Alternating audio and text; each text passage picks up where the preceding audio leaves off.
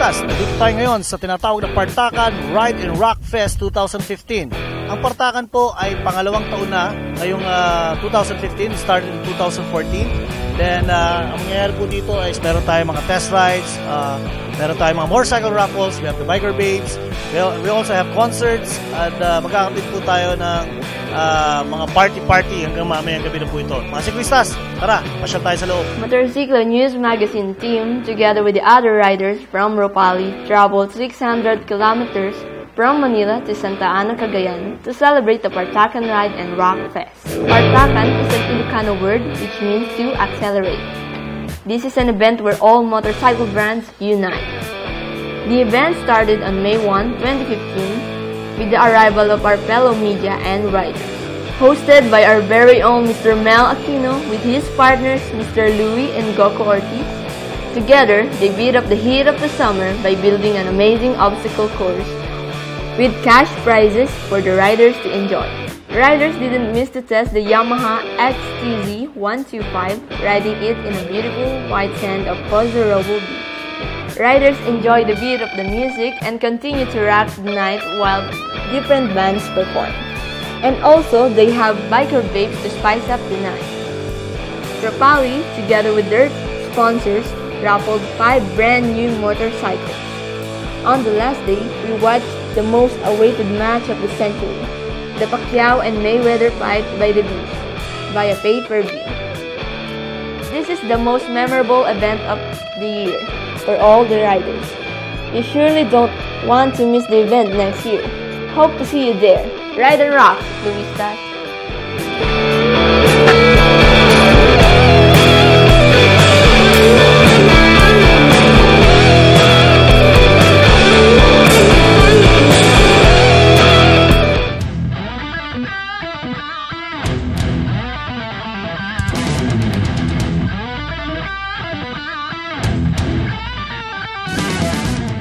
So yun, papataytan, no? Nakita po natin, Sir JP, kung ano nangyari doon sa Partakan.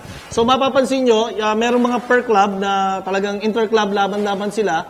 Then, alam mo, per, ano yan yung tinatawag na parang adhesive challenge. So may per event, per section. Kung ikaw yung pinakamabilis doon sa sipa ng buko o kaya doon sa crawling or yung meron premyo yun, top 3, 3,000, 2,000, 1,000. So kaya kahit natalo ka ron sa pinaka-final, meron ka pa pag-asang mag-uwi ng pera. In fact, may isang club na nag-uwi ng 26,000 pesos. 26,000 pesos? Oo, 26,000 pesos. Hindi nga ako nakatikim eh. R2RF yun. R2RF. So that's the Region 2 Region 2 Riders Federation. Riders Federation. Pero ang defending champion last year is the Cambio Boys of Parañaque or Taguig.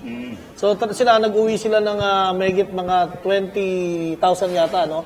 So talagang nagbumiyay lang sila, then sumali sila ron, a group of 6, nag-uwi pa ng malaking pera, may pang-gasolina, may pangkain pa. May pampasyal pa.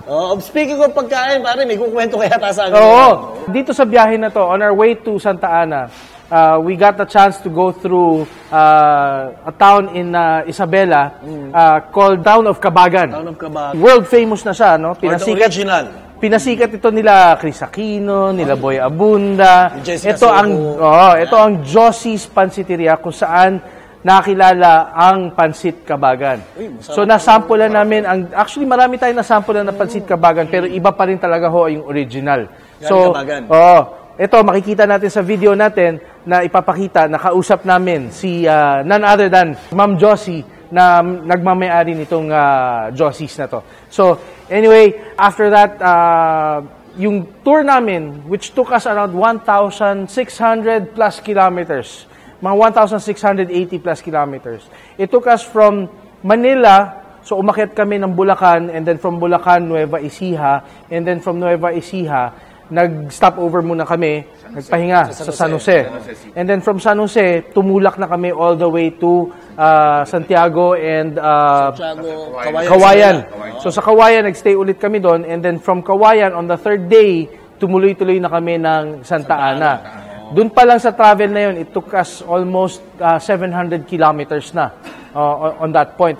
Although 3 days namin siya kinuha kasi marami rin kami mga stopovers, marami kami kinunan ng video. We had to try out the food. May pinuntahan pa kaming bukuhan. Yung tupig. Yung tupig, yung bukuhan, yung Castle in the Sky. Oo. And then, from there, tumuloy na kami ng Santa Ana for the Partakan Festival. At doon, syempre, sa Partakan Festival, it was 3 long days of sun, fun, beach, and basically, walang tigil na kasiyahan ho talaga. And then from there, instead of going back the same route, nag-isip-isip kami, nag-usap-usap kami. Nandito na rin lang. Why not tuloy-tuloy na natin? So from Santa Ana, tumuloy kami ng Pagudpod. So we spent the night in Pagudpod. And in the morning, nag-beach kami sa Saud Beach. Kung saan talaga naman ang linaw ng tubig, ang ganda ng dagat. Natin, yung Pagudpod, dinadaanan lang ng mga riders yan. Pero why not try to stop one of the beaches in Pagudpod? Saud. May enjoy nyo, napakaganda po ng lugar. Ang daming resorts, murang-mura. In fact, the room that we stayed in was good for 7 at ang binayaran namin was around 3,500 pesos lang. 7 kama na yun. So, kayang-kaya ang isang grupo na magstay doon, tapos mura ang pagkain. I mean, the beach is so beautiful. Kaya nga siya tinawag Boracay of the North. Talaga napakasarap ng ligo na yun, ng umaga na yun. And then from Pagudpod, we went up Baguio, but before we went up Baguio, pumasok pa kami ng vegan. Nasampulan namin ang famous vegan empanada. Nakadalawa si Papa Mel. Nakadalawa si Papa Mel. So, nag-vegan kami, nag-konting shopping-shopping, konting pasyal sa Brick Road. And then from there, umakyat na kami ng Baguio. Meron magandang experience nga eh. From vegan to Baguio, nasample ko yung Vulcan 1500. Yung Vulcan 1500, which is owned by Mr. Aldous Salingog, yung mga nakikita dyan sa likuran. So, dala-dala ko siya from vegan, although gabi, pero nasampulan natin sa mga highway. Ibang klase naman talaga. Pagka sinabi mong 1500, talaga, pure muscle. Medyo challenging lang yung pag-akyat ng zigzag, but it was fun. Tapos dumating kami close to midnight. Yung mga friends namin from Baguio, actually RCP Baguio, treated us to a very wonderful dinner, late night dinner. Naghanda sila ng pagkain para sa amin. And then the next day, saka kami umuwi ng Manila. It was a very worthwhile trip, 1,680 kilometers, spanning 5 days, na talagang hindi ko makakalimutan tong ride na to. Nakakawalan ng trabaho. So parang biyahe na trabaho. Next year, 2 weeks naman yung biyaheng gagawin namin. Wala na trabaho sa trabaho. Hopefully, next year, on the 3rd Partakan Festival, sana makasama naman namin kayo. At syempre, para makita nila at maintindihan nila kung ano yung biniyahe natin, pare, let's watch this VTR.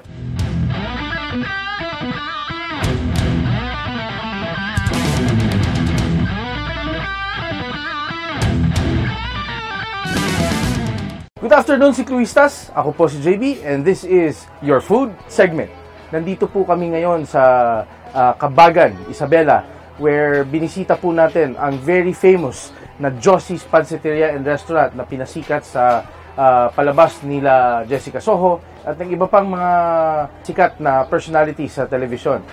Nandito po tayo para kilalanin at tikman ang famous Pansit Cabagan ng Josie's Pansiteria. Kasama po natin ang may-ari ng Josie's, ma'am.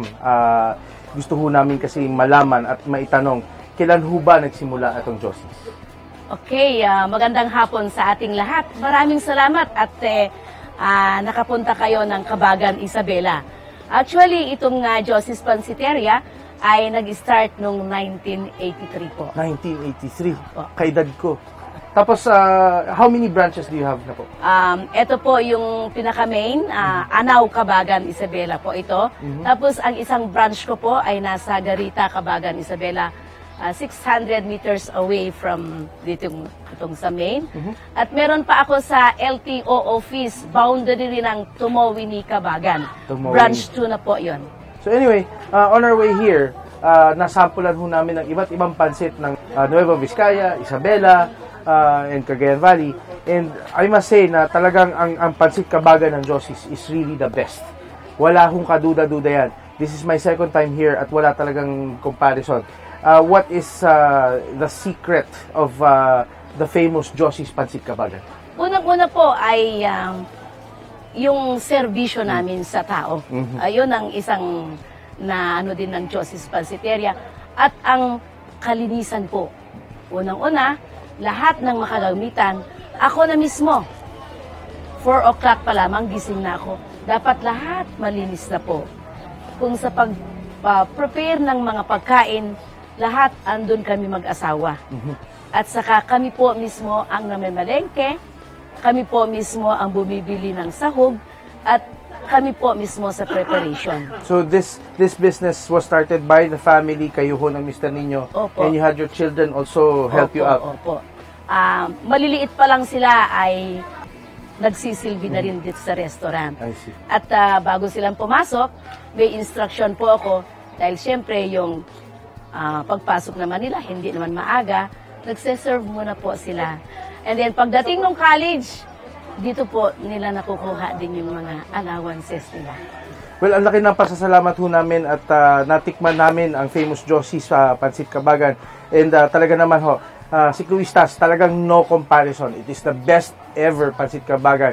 Marami na ho tayong mga gumagaya in Metro Manila. But nothing compares to the original. And yung pag-maintain ho ninyo ng quality at saka sarap ng pagkain ninyo, talaga naman highly commendable. At si Cruistas, if you are in the area of Isabela, especially here in Kabagan, please visit Josie's Pansiteria and Restaurant. Marami ho silang sinaserve dito. In fact, naubos ko ho ang isang bowl ng papaitan ninyo. Mukhang... Talaga po. Oo, putok-batok ng konti. Pero talaga naman, the best ho talaga. Wala hong katulad. Maraming salamat ho, Madam. At sana sa susunod na pagdalaw namin, dito ulit ho kami makakain. Masample na naman namin iba yung mga sinaserve dito sa Josie's. Maraming salamat din po, sir. Good afternoon. This is JB for Food and Tourism.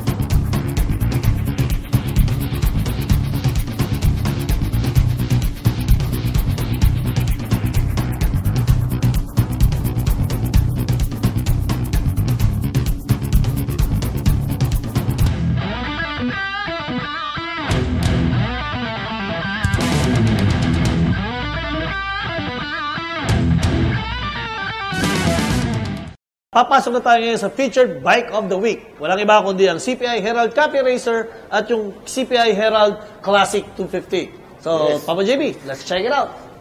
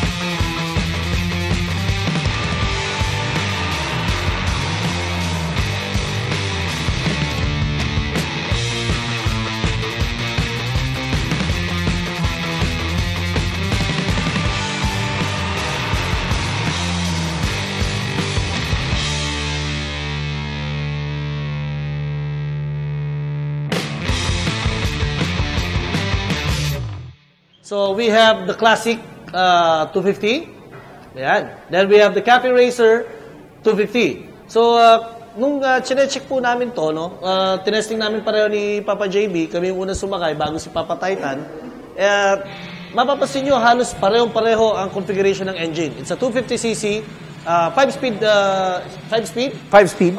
single overhead cam, single piston. Ang pagkakaiba lang ay ang manibela ng Cafe Racer is a clip-on bars. Pagdating kay Classic is may crossbar naman siya. Pagdating sa upuan, this is flat, isang diretso. Then yung kay Cafe Racer naman is merong bulk, which is the signature of a Cafe Racer bike. So yan. So ano ba naman masasabi mo, Papa JB, ron sa una na gamit mo si Classics? First kong ginamit out of Manila, ang gamit ko yung scrambler type, ano. Ang unang napansin sa kanya, napakagaan ng handling niya. That's the first thing I noticed about the bike. Hindi siya heavy. Unlike the other classic type bikes na nasubukan natin. Ano? Very lightweight siya. Pero it features basically the handling of an old and classic motorcycle. And then the next thing na napansin ko is the power. Okay. With the 250 engine, you would expect na pagka ganito configuration, hindi siya built for speed. But nagkamali ako eh. These bikes are actually built for speed. I've taken this bike up to 130 and this bike up to 135 kph. 35? Uy, hindi na ganun katulad. May power siya. Actually, sumisigaw pa siya ng isa pang cambio. Isa pang cambio. The only thing is, syempre, running on the stock tires, hindi pa tayo masyadong familiar with the stock tires. Pero braking, cornering, everything, the bike is actually very, very good. Wala akong masasabing reklamo sa klase ng motorsiklo na ito. In terms of handling, power, stability, andyan na lahat eh. It can improve, but for a classic bike, who needs improvement? Kaya nga siya tinawag na classic. At syempre, ikaw naman, Papa Titan, you have your shares of ride. Can tell me about your experience on the Cafe Racer. Oo naman, actually, ito yung Cafe Racer. Napakasarap, I mean, napakalakas ng torque niya. Isipin nyo, ako 250 pounds. Pero if you ride this, in 250 pounds mo, parang ang feeling mo, parang 110 ka na lang. Ganun siya. I mean, tumatakbo kami ng 100 kph, 110, 120. Kahit mag-downshift ako, mararamdaman mo yung torque niya. As in, malakas yung yung engine niya. Sabi nga ni JB, talagang humihingi pa ng isang gear eh. So yun lang talaga yung kulang niya. Magkaroon lang ng 6 na to, ahataw na to eh. Hindi ko lang malagpasan talaga yung Duke eh. Hindi ko malagpasan lang talaga yung Duke. Pero I mean, by the bike itself, hindi ka talaga mapapahiya. Kung gusto mong sumabay yung mga, uso kasi ngayon, yung mabilis, ganyan. Pero this bike will stand out. Hindi ka talaga mapapahiya sa sa bilis, sa torque, sa lakas niya, and of course, the design itself. Kasi not all motorcycle have this design eh. Diba? Siyempre, classic. Usually, nakikita natin underbones, standard bikes. Ito, ano siya, eye-catcher siya. So talaga namang pag nakaupo ka, uy, what's that? Ano yun? Agaw pansin. Agaw pansin. Sabi nila, ang ganda naman ng tricycle mo. Ang ganda naman ng tricycle. Diba? Pero I've been using this bike, itong dalawang to, bago lumabas sa showroom nga ng Rupali Classics. Na-try ko na pareho, no? I will recommend the handling of the Classic 250 pagdating sa mga city driving, but I will recommend pagdating sa cornering, I recommend the Cafe Racer dahil nga sa clip-on bars siya, mas madali ka ng corner dahil mas lower yung center of gravity. So, wala ka itatapon sa parehong motorsiklo. The only thing it matters is, I think, is the price. Medyo, sa ngayon, pinag-uusapan pa yung presyo, pero definitely hindi ito tataas ng 120,000. Baka lower ng 120,000. You can check out the bikes. We can set up for a test ride for you guys. So, request lang naman yan pagdating sa Rupali Classics.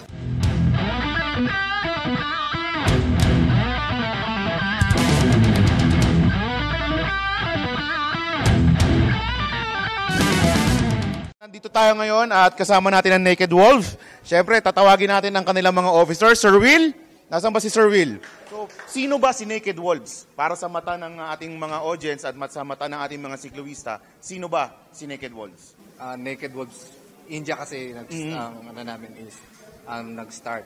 Then from India, kinausap namin yung founder ng India is magkaroon ng Naked Wolves dito sa Philippines. Then luckily, pumayag naman sila. Then from November 9, I think, last year, nag-start yung Naked Wolves Philippines. So it's like parang accreditation. Yes. From Naked Wolves in India. Yes, yung founder doon si Mr. Arjun. Siya yung founder ng Naked Wolves India. Then, nagtayo kami dito, mga admins ng Naked Wolves Philippines. So, Sir Gomes, matanong lang, saan ko ba makikita si Naked Wolves? Main namin, ang tambayan namin is sa J. Vargas every Tuesday, Thursday pala. Sorry, kasi may ibang chapter din kasi sir eh. May ibang chapter, sorry. Baka hindi Naked Wolves yan, ha? Ibang grupo pala yun sir. Thursday pala, 6 p.m. onwards. Tapos yung chapter namin sa Metro South is Saturday. Saturday. So, Saturday evening rin. So, yes, Thursday and Saturday. Meron kaming Naked Wolves Philippines na fan page. Meron rin kaming Naked Wolves Philippines Rouser 200NS owner sa Facebook. Pwede lang hanapin, i-search lang, makikita man nila yan. Okay, we're inviting everyone na merong Rouser 200NS to join our club. You can check us on Facebook page, Naked Wolves Philippines. Pwede rin sa Naked Wolf Philippines na Rouser 200NS. Then, pwedeng i-message ako sa Facebook ko, then I can add you sa page red. Now, itong ating mga riders natin, magkakaroon tayo. Napanood nyo naman yung a minute to win it? So, kailangan nilang manalo sa loob ng 1 minuto. Now, ang requirements natin is kailangan natin ng isang helmet, isang gloves, at isang vest. So, ang gagawin natin, yung first participant, isusuot niya lahat ito. Okay. After niyang isuot ito, huhubarin niya, ipapasa niya sa kasunod. Hanggang dun sa pinakadulo. Okay? So, kailangan tanggalin niyo yung mga vest nyo. No? Tanggalin na natin yung mga vest. So, kung sino, kung ano yung pinakamabilis na magagawa nilang oras, okay, or within a minute, matapos sila, magkakaroon sila ng panibagong prize item. So ibig sabihin, yung ibinigay natin mga t-shirt sa kanila, pag nabuo nila ito nang wala pang 1 minute, meron na naman sila. Meron pa silang ulit premyo. Talaga naman. Go! Yes, helmet yung pamilya. They're trying to play 1 minute 47 seconds on their first time. Here's their second hit, second ride. 45 seconds. And the next contestant, second participant. Thank you. 35 seconds.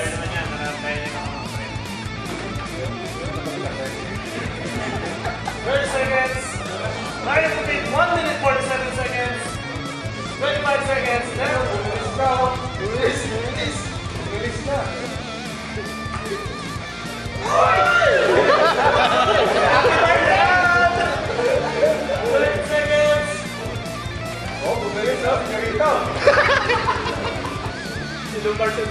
seconds. Oh, 5 seconds na. Pwede. 59 seconds.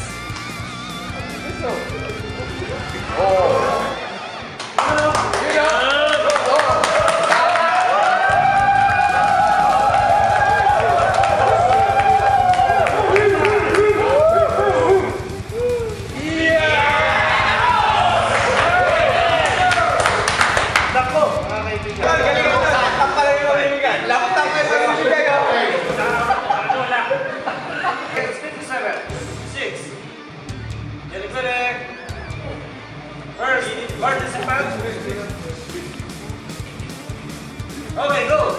46 seconds. 43. 40 seconds.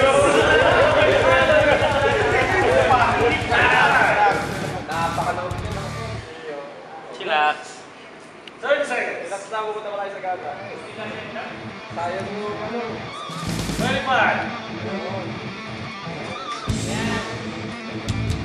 20 seconds. 15. 10 seconds. 5 seconds.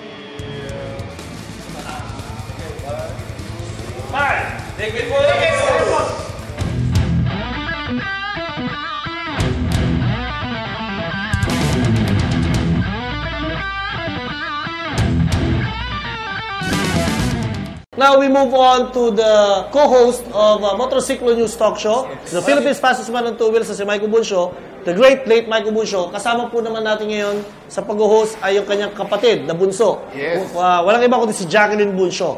Ito po, panoorin po natin. Check this out.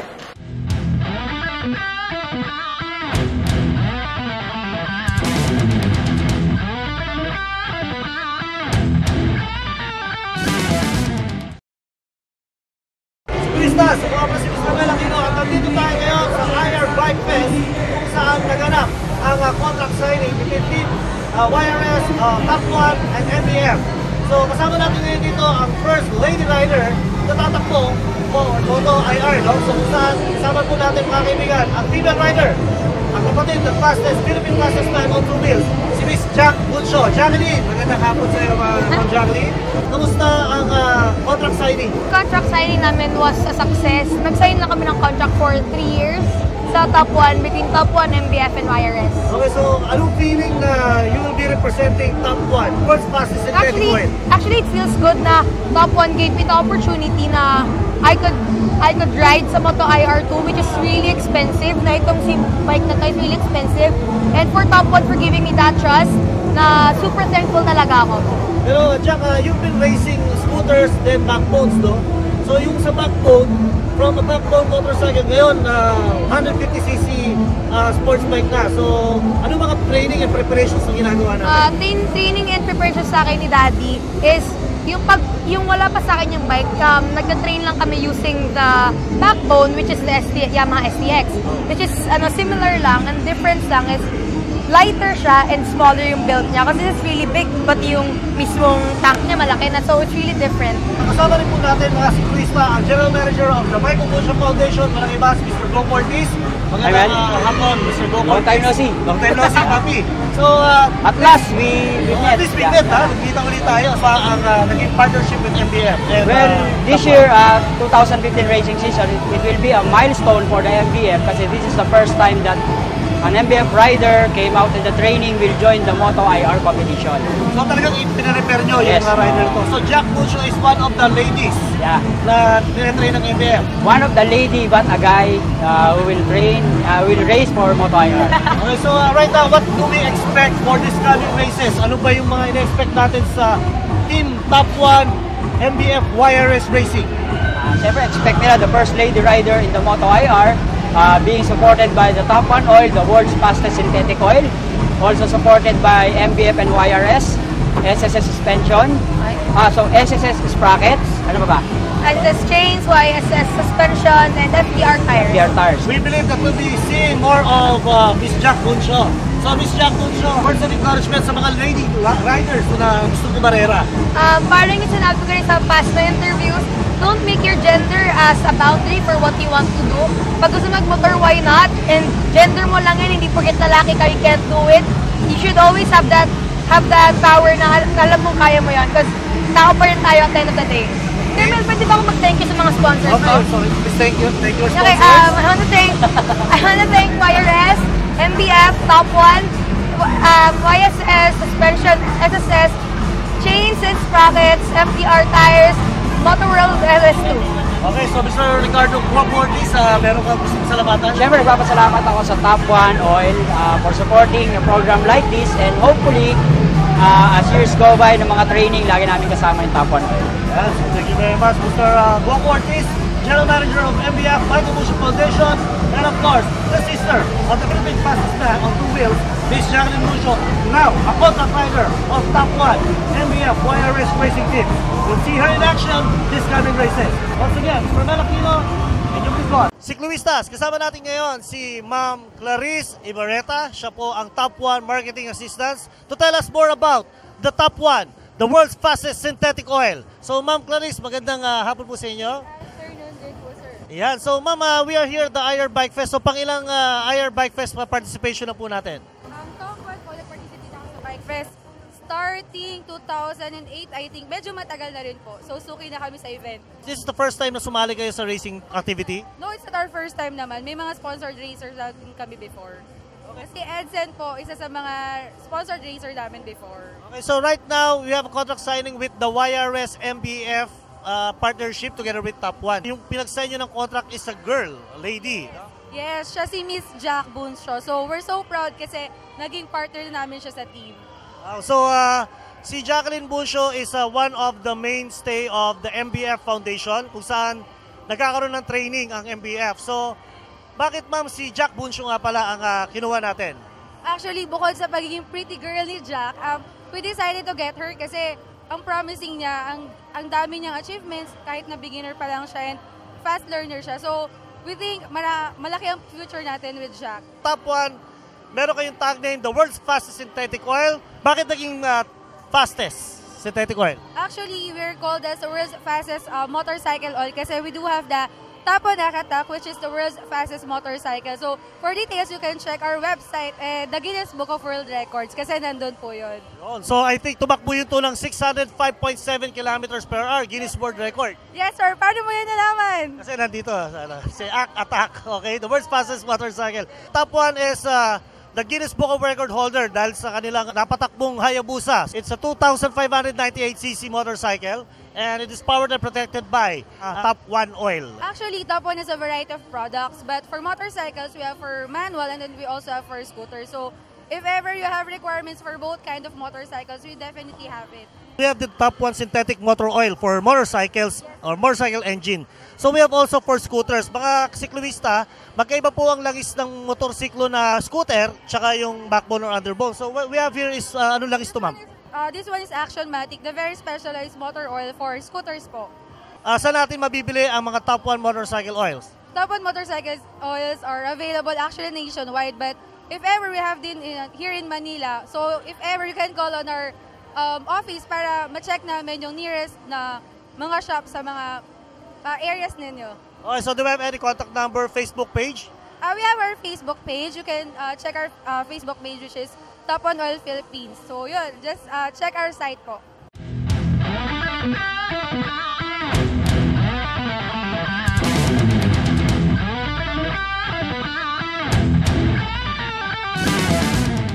Hi, Cicloistas. Ako nga pala si Eman at nandito tayo ngayon sa News and Events segment. Kasama ko ngayon ang mga organizer ng katatapos lang na Northern Extreme Summer Endurance Challenge. Sir, pakilala po tayo. Ito nga pala si BJ Bads, part ng organizing team.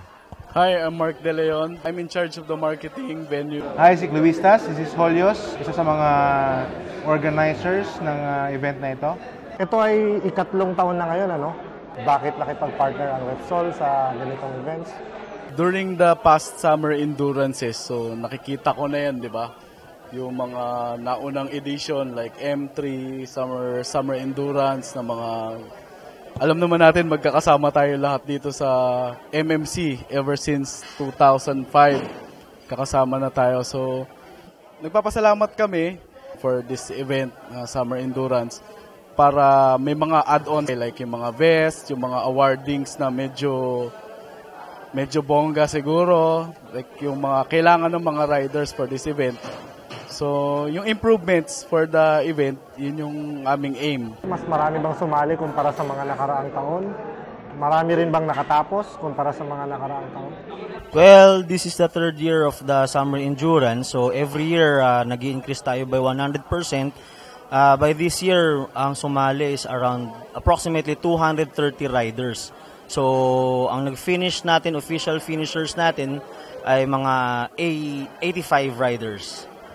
Ano pang pwedeng i-expect ng mga riders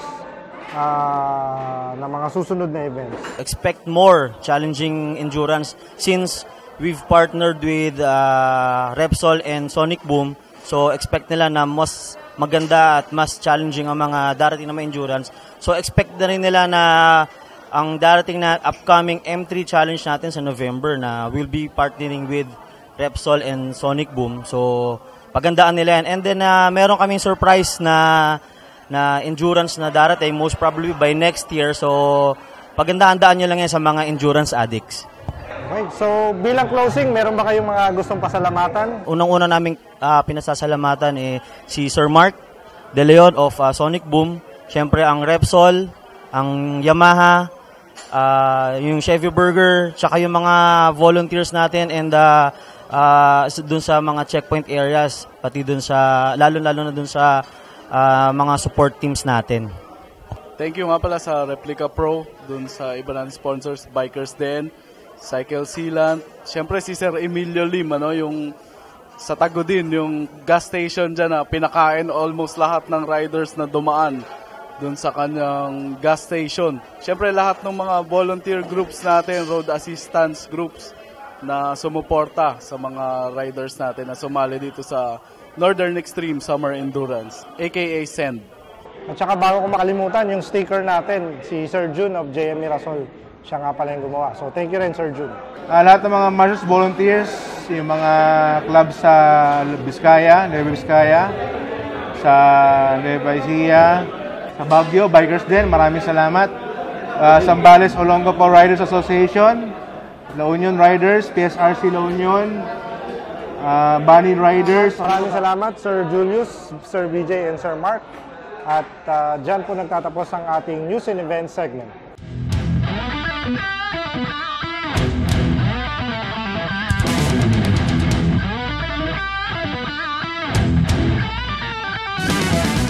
Good evening, Cicloistas. Ako pala si JB. Ako naman si Eman. And this is News and Events. We're featuring the participants of the Northern Extreme Summer Endurance Challenge. Ito po yung mga participants. And of course, my partner Eman is also a participant. So we'll be asking them questions. But first, let's introduce the participants. Let's start off with the rider who finished on an XRM 125. Sir? Hi, I'm Reggie Tandoy. Okay, and the next participant is on a Sniper MX 135. Hi, I'm Jonathan Cummins. We also have a participant using the Like 125. Hi, I'm Nick Michael Mondragon. We have a participant using the Yamaha Tri-City 125. Good evening, I'm Glenn Velido. And last but not the least, our lone lady participant. Hi, I'm Marge Habson using Super 8. Gusto kong tanong sa inyo, kahit participant din ako, pero gusto ko sa inyo marinig. Anong preparation nyo na ginawa for this event? I understand na ito ay 1,200 kilometers na kailangan yung tapusin within 24 hours. So, maaari nyo bang kwento sa amin kung anong preparation ginawa nyo? Miss March, ikaw daw. First timer lang kasi ko sa endurance. Nagtanong ako dun sa mga motor rally finishers, tong mga kasama ko. Tapos, meron silang mga ginawang estimated time of arrival per checkpoint. Tapos, nag-try din ako na mag-isang mag-Baguio ride para sa navigation. After nun, nag-simulation ride kami. Para, so, biniyahin nyo yung ruta talaga?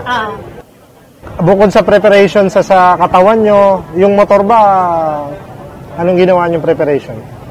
Kailangan bago gulong, bago sprocket, kadena, langis, yun. Bagong tune up, tapos 1 week before dapat prepared na yung motor.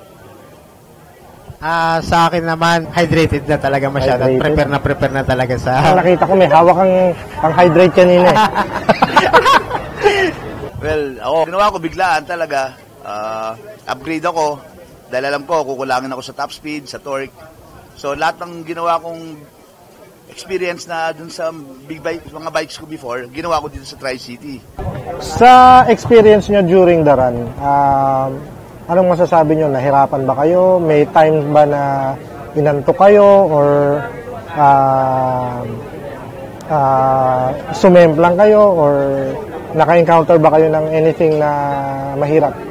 Ayun, bali nanibago ko kasi ito pang-apat na sali ko. Ito yung first time na parang nag-take off ng maaga na 10 p.m. So parang ang hirap umalis talaga doon sa starting line. Kasi nga matraffic, ang daming truck. Yun lang yung pinakamahirap. Tapos start na nung parang pinakahirap yung paakyat na ng Besang Pass. Puro twisties na. Parang 8 hours ka na yatang puro twisties na lang ang gagawin mo. Tapos dagdag pa yung madulas talaga yung kalsada. Tapos yung maambon-ambon pa, umuulan. Yun, swerte na lang kami, hindi kami inabutan talaga nung ulan. Kasi yung iba, yun naging problem nung ibang... Maraming mga finishers na inabutan daw. Yun yung pinakamalaking problem talaga. Sa sobrang dulas. Okay sir, may mga hindi magandang encounter ba kayo during the run? Sa amin, yung kalsada lang talaga sa Mangkayan. Tsaka yung pagdating ng from Bontoc to Banawe, yung landslide ng mga bato-bato sa kalsada na nakakatakot lang. Yun. Along the way, pagod lang talaga ang isang kalaban talaga. Tsaka summer, ako, experience ko nung tumakbo ko, sobrang init. Parang kulang yung baong kong tubig para mag-hydrate. Kayo ba, naramdaman nyo rin yun? Ayun, bali, in-expect na namin na mainit talaga. So, naglagay na talaga ako ng bladder sa jacket ko. Okay. Para, ayan, dalawa kami. Habang tumatakbo? Habang tumatakbo. Nagsisip na lang kami kasi mainit talaga eh. Tapos, parang wala ka na kasing time na magpahinga para lang uminom, ganyan. So, kailangan habang umaandar, umiinom ka na rin kasi hindi talaga aabot lalo sa aming mga sub-4 na, mahirap, sobrang hirap. As a veteran of the Endurance Challenge, kilala na si Sir Glenn. So, what's the difference on this challenge on the Tri-City compared to sa mga una mong sinalihan? Malaki. First of all, ang Tri-City ayaw ng stretch. Ayaw namin ng Zambales. Dati gusto ko stretch lang, di ka napapagod dahil puro diretso. Ngayon, mas gusto ko pag Tri-City, mas gusto ko yung Besang Pass. Lumiliko. Mas at home siya sa liko. Yes, so yung parang safe ka pagka lumiligo ka dyan. Kasi yung power, kayang-kaya mo. Not like yung mga big bikes, yung mga underbow na mga ginagamit ko. So talagang power, talagang speed ang ginahanap. Yung so naka-layout na. Yeah, alam mo yun. So, as a last question to you guys, ngayon na nakapag-endurance challenge kayo, itong last event. The last question would be, uulitin mo pa ba to? Sir Glenn? Na naman. Uulitin mo pa ba to? Ito talaga totoo na. Ayoko na. Di na kami naniniwala sa'yo. Kaya pa, mauulit pa ba? Oo, mauulit pa. Bata pa eh. Ay, nako, usapang age na. Sir? Yeah, ako, mauulit din. Babawi next year. Babawi. Okay, may babawian. Alright, madam? Ulit pa. Ulit pa? Umpisa pa lang eh. Alright, so makikita-kita tayo sa M3. Ayun, siguro ako ulit pa ako pero solo na lang. Solo na? Ayaw ng group ride? Oo. Nako, narinig yun mga kasama. Ayaw na kayong kasama nito. Nababagalan. Oo, ang partner ko dito, si Sir Eman, na nag-post pa yan eh. Kalagitnaan na nag-post yan. Ayoko nang sumali sa ganito. Uulit pa ba, sir? Siyempre, uulit pa. Yan. Ganun lang naman yun eh. Pag habang tumatakbo ka, ayoko na sumali. Pero pag medyo nakaka-recover ka na, go lang ulit. So anyway, Ciclovistas. So these are the participants of the Summer Challenge. Next challenge will be in November or sometime near the end of the year, and it will be the M3 Challenge or the Manila Matnog Manila Challenge, where you will see yours truly being part of this event. Kasama ko si Sir Eman. So Ciclovistas, maraming gabi, and thank you for watching.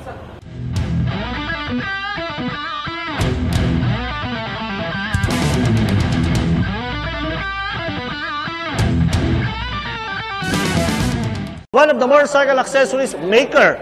Katulad po ng mga bag, mga saddle bags. If you can check one of the bikes na meron pong saddle bag, no?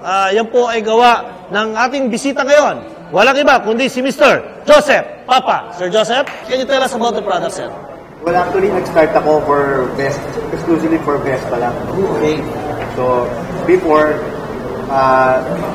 bala kong magkaroon ng sarili accessory. Pero nung I tried ordering sa Europe, napakamahal. So, nag-try ako gumawa para sa akin. Tapos, pinost ko lang sa FB. So, doon nagsimula yung negawa. Nagkaroon ka agad ng following. So, anong klaseng materials ang gamit natin dito? We call it tooling leather. So, all-weather siya. So, weatherproof. So, weatherproof, so ito, ibig sabihin po na ito, Sir Joseph, kahit umulan, umaraw, okay siya, hindi siya nasisira, or... So, may nabanggit kayo sa amin dati na when you put it on your motorcycle, pwede kayo magpa-customize kung anong motorsiklo ang meron sa ating mga riders. Mapapansin natin na pwedeng i-customize kahit anong motorsiklo. Yes.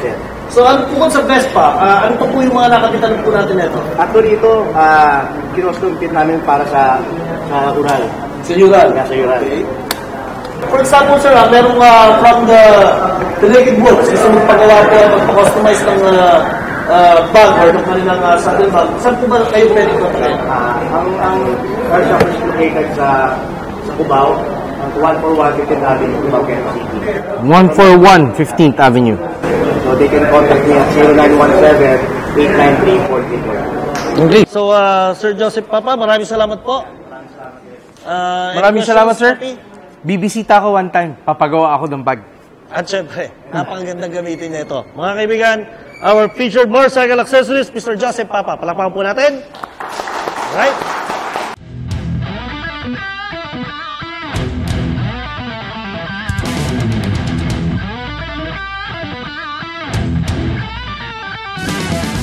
Sa natin, mga kaibigan, our next motorcycle accessory guest. Walang iba, tawagan po natin si Mr. John Hill.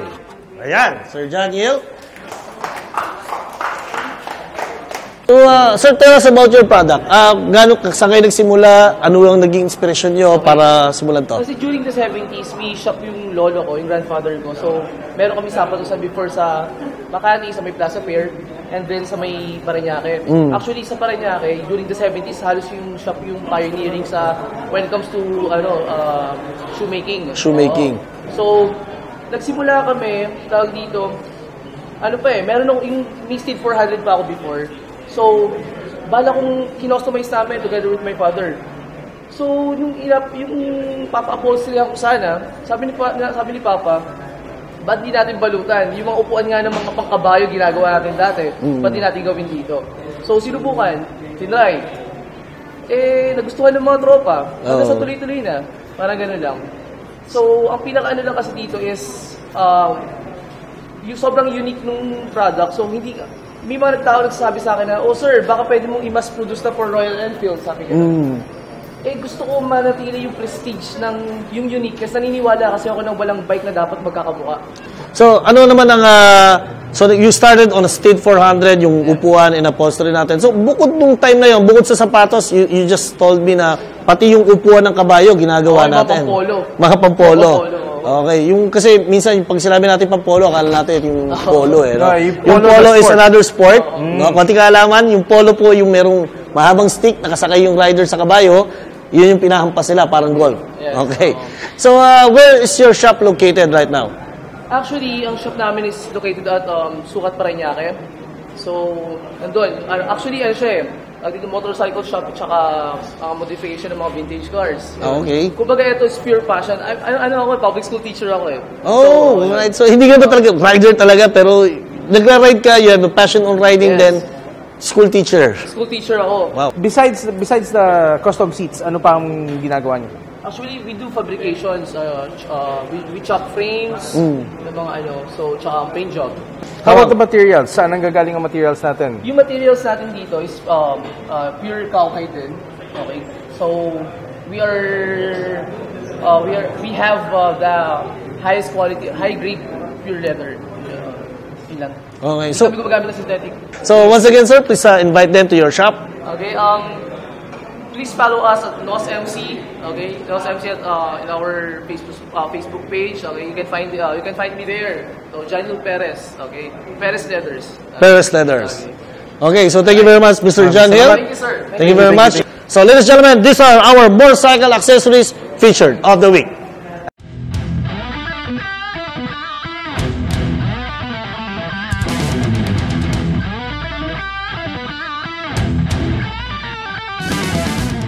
Thank you very much for joining us here at Motorciclo News Talk Show.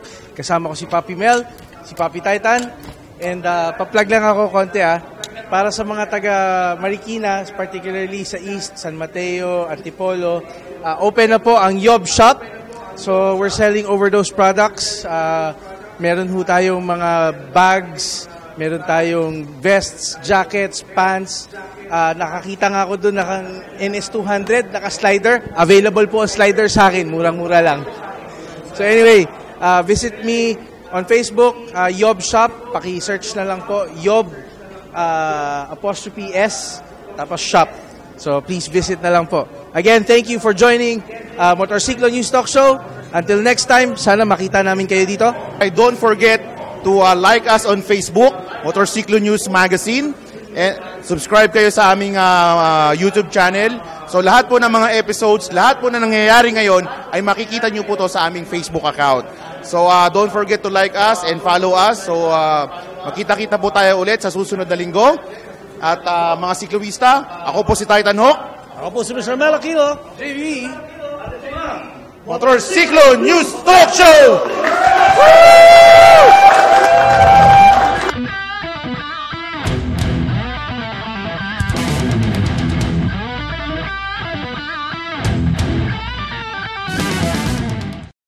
Pamibigay naman natin ng Partakan t-shirts. Partakan t-shirt. At syempre, ang ating Puffer Raffle. Bunot-bunot ulit. So Raffle natin to. Nanalo ngayon ay si Mr. Dennis Rodriguez. Dennis Rodriguez! Dennis Rodriguez, you won 1 Partakan t-shirts. Ayan. Alright. Picture. Alright. Smile sa camera. Yeah.